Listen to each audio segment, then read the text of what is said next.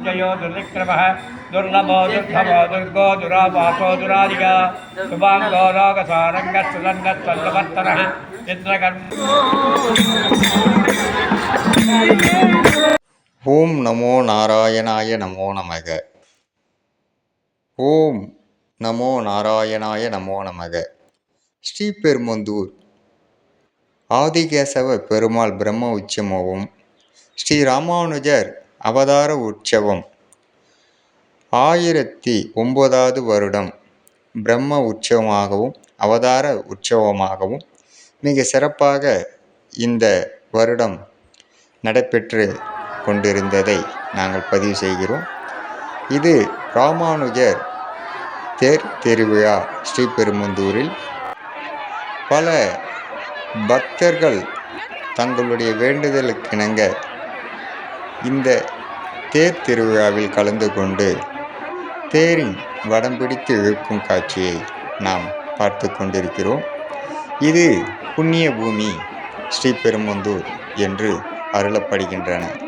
காரணம், ராமானுஜர் போன பிறவியில் அவர் பெருமாளுக்கு படுக்கையாக இருந்து ஆதிசேஷனாக இருந்து பெருமாளின் அவருடைய அருளாசி பெற்றதனால் இப்பிறவியில் இந்த பூலோகத்தில் ஸ்ரீ பக்த ராமானுஜராக அவதாரம் எடுத்து மக்களை காத்தருள என் குலத்தார் தென்புலத்தார் என்று சொல்வார்கள்.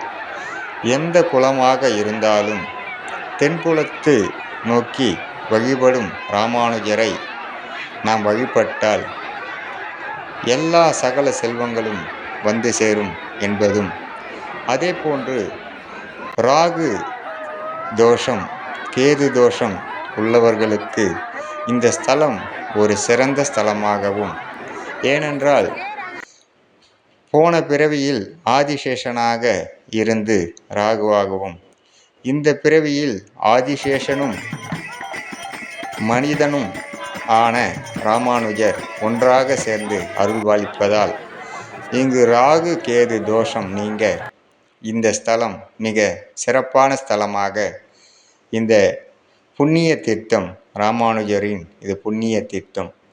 ஆதிகேசவ பெருமாளும் இங்கு அருள் பொழிவதால் ஆதிகேசவ பெருமாள் கனகவல்லி தாயார் இருவரும் சேர்ந்து இஸ்தலத்தில் ராமானுஜர் அருள்பாலிக்கும் இந்த ஸ்தலம் ஸ்ரீபெரும்புதூரில் ஒவ்வொரு வருடமும் 10 நாள் உற்சவமாக நடைபெறும். ஒவ்வொரு உற்சவத்திலும் மிக சிறப்பான மக்கள் கூட்டம் இங்கு